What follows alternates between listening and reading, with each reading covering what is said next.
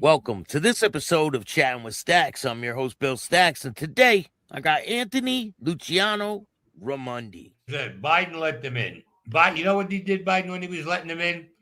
He said if they're here 30 days, they got the right to vote. No. They shot at that Congress. They said, no, you have to be an American citizen. Biden figured that he lets them in. He would run and say, look what I did for you, and they would vote for him. Congress and the Senate said, no, you got to be a citizen here. They're not citizens. Then they got this other nonsense about if the kid's born here, he's an American citizen. No.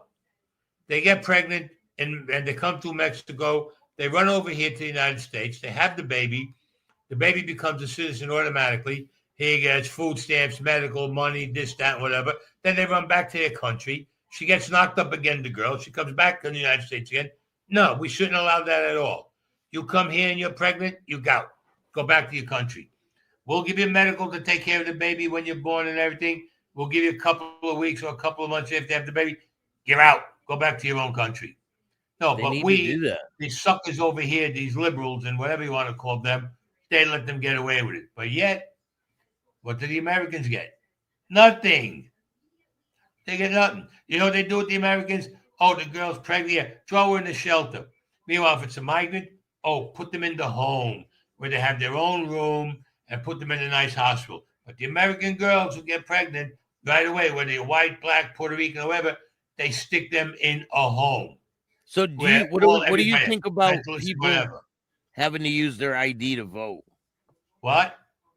What do you think about people having to use an official ID to vote? I think it's a good idea. They're blocking it. Democrats are blocking it left and right. They don't want that. Because they sneak in all these morons or whatever you want to call it. Like you had one guy, he came here. They found out he wasn't a citizen. They threw him back. But they said, but he's been here 15 years. But he's here illegally. He can come back if he comes back legally. Apply. What does he do? He gets caught sneaking back in. They throw him back. It happened about 2 or 3 times. And then something happened to him that he died or whatever. And now they want to blame our government. All he had to do when he came back in, I want to apply for citizenship. That's all he had to do. And that's it. And then now you want to hear something that's an oxymoron. That idiot, Sonny Hostin, they were talking about income tax. She says, now follow this one. The undocumented immigrants here, or migrants rather, they pay more income tax than anybody else. If they're undocumented, they don't pay income tax. She's saying they do. They don't pay income tax. They're not documented here. I mean, that's how stupid people are getting. And then you want to talk about me? They want to talk about me like people like me are no good. Jesus Christ, at least we're upfront with what we do. All these people are doing everything behind the back. It's crazy, man. We had a guy, Vinny Solano. He had the insurance company, Solano and Parmesan in Brooklyn. It was on 4th Avenue between 33rd and 34th Street. Vinny was he had like 10 phones. I'm sorry, he had one phone, but he had 10 numbers on it.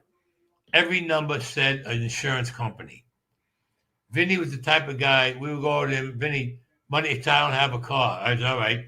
Or we go, Vinny, I got a car, I need proof. He goes, no problem. He gives you registration, he gives you a license, he gives you an insurance card. $300. You go down, you get plates put on your car, you're driving around.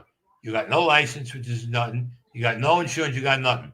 Now the cop stops you and checks the insurance, they call it in. Where does it ring? It rang in Vinny's office. So let's say it was Allstate. When he seen the light that said Allstate lit up, he's picked it up. He's like, yes, Allstate Insurance. They would ask him, say about me, to have the John from Philadelphia, we say it was.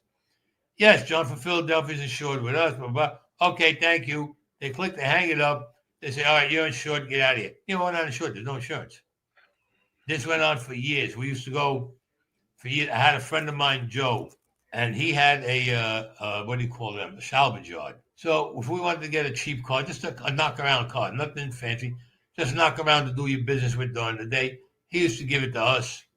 We go to Vinny, we get the paperwork, we go down to the motor vehicle, they give us plates, put the plates on the car.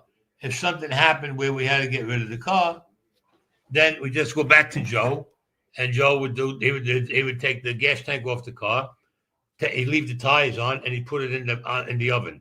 That's the big oven where they melt the steel. It was a beautiful setup.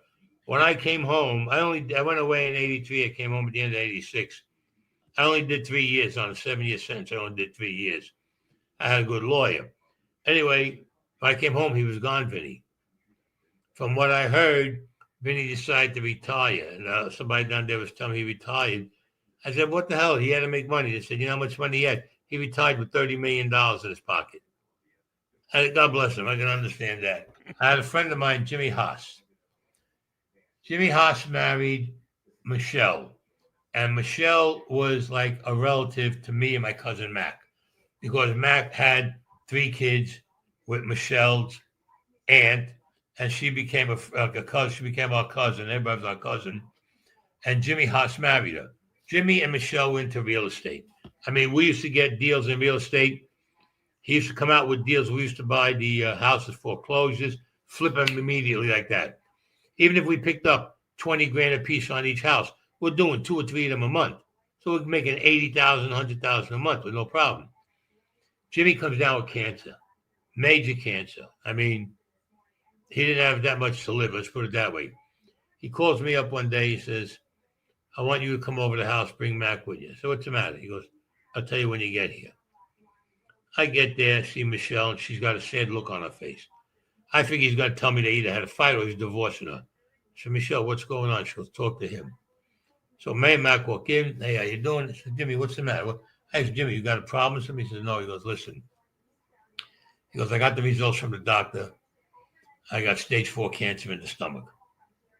I said, but he looked like he was in perfect health. I swear to God. He didn't look sick. I said, Jimmy, you got to hear. He says, no. He goes, it just started to turn to stage 4. They gave him like 8 or 9 months. And then they said after that, he won't be around no more. I said, Jesus Christ, Jimmy. I mean, this guy, we've been like related for like over 30 years. Let's put it that way. So he says, I've been thinking about doing something, and I want to know if you want to do it. I said, what do you want to do? He goes, I'm going to set up a scam. And everybody copied that today from him because it's in my book way before this even came out. He set up the scam that he would get the papers on somebody else's house, put it under their name and under a real estate name, advertise it. When the people wanted to come and see the house, right, they made sure that the people that were in the house were out. They went away. We would go in, show them the house is beautiful, blah, blah, blah. Okay, you got to put a deposit. They put a deposit down. We take the deposit. We took it to the guy in the bank we knew, cashed the deposit, took the money out, split it up between us. Now, when the people went to get back in touch with the real estate company that had this house, there was no real estate company to get in touch with. All right? Then they would go to the people's house. And then, well, here's our paperwork. And they said, our house ain't up for sale. He did this. We did so many houses with him that we had one house. It was actually under an old man's name. The guy must have been about 90 years old. The cops actually went to his house. He opens up his door and they look at him. He says, what do you want with me? He says, I don't know, because I'm 90 years old. I can't even walk. They had to leave him alone. The guy didn't do it. Then he would get the condos.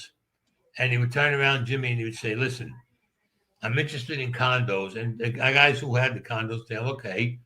He would get the condos, and then he would go to other people and try to sell to other people. He would take the deposit, and then he would disappear. And we would split the money up. They still do that today, man, with different apartments. Jimmy was the guy who invented it. Listen to me. To get deposits from apartments and keep it. Jimmy Haas, let me tell you. Jimmy Haas was the one who invented it. Then Jimmy Haas turns around and tells me, he goes, Andy, I want to ask you a question. I said, yeah, what? He goes, you still got a connection? The guy that can push bonds. I says, yeah. Why? He goes, savings bonds. I says, yeah. Why you got him? He says, no. And then what do you want to know? He goes, we can print them up. I says, what? He goes, we can print up savings bonds. We can actually get a guy, a legitimate guy, but it's connected with us with everything. And he can sell them to the people, half price. And then we take all the money. He goes, and the bonds ain't worth shit because they're printed up. So Mac looks at me and I look at him. He goes, "What does this remind you of?" I said, "Yeah, right." He goes, "1975 at the Vatican with the Staxx." Jimmy brings us a sample of the bonds, United States savings bonds. Staxx, let me tell you something. Never seen anything printed so perfectly in my life. The guy who did this was a master. Believe me, he was a master at this. So I had a friend of mine, Joey, and he had connections all over. He had connections with the stock market. I had a lot of guys that knew that were good in the stock market. So he had a couple of guys that had offices, and they all knew they were selling the savings bonds. So if it was let's say $100 bond, we were selling it for 50, which somebody else would sell it for like maybe 75 or something like that.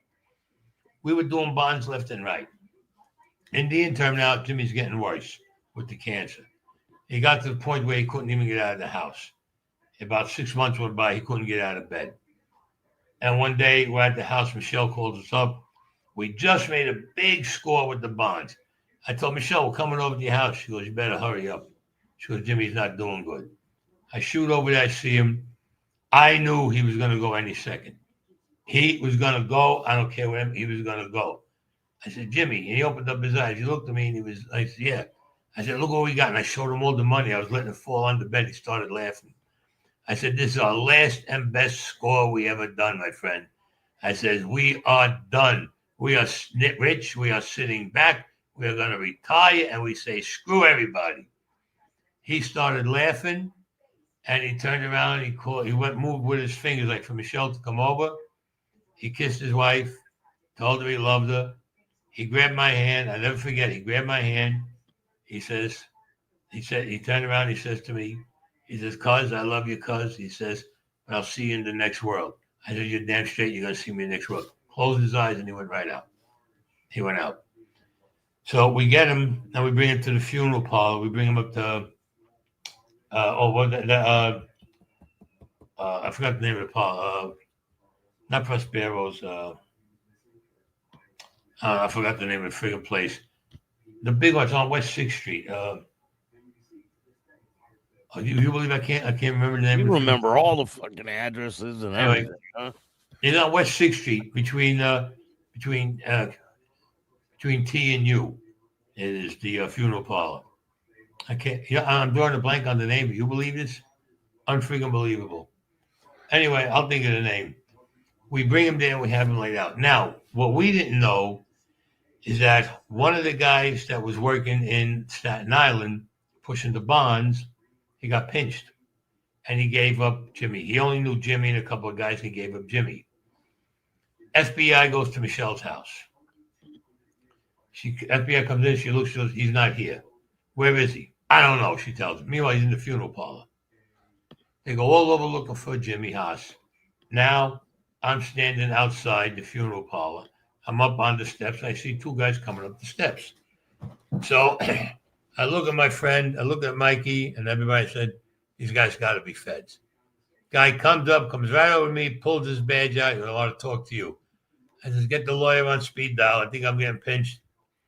Where's Jimmy Haas?" I said, "Oh, Jimmy, he's inside." I said, "Yeah, he's inside."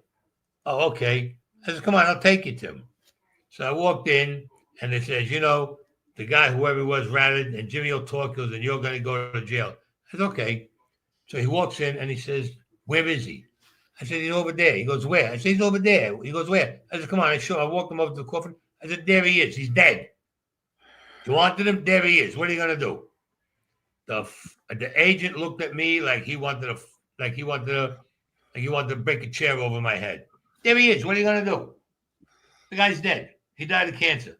What are you going to do? You want to put handcuffs on him? He's in the coffin. Once we close the lid, he ain't going nowhere anyway." Everybody in the funeral parlor started laughing. I'm telling you.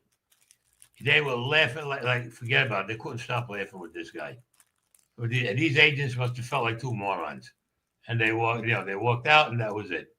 And we buried Jimmy, and that was the end of it. Met his wife, Michelle. She stood into real estate. She stood in real estate with that. And, legitimate real estate. Oh, yeah, she was legitimate. But she didn't need to do it because the money we made, she was set for 100 years. but she didn't want to stay home because there was nothing for her to do.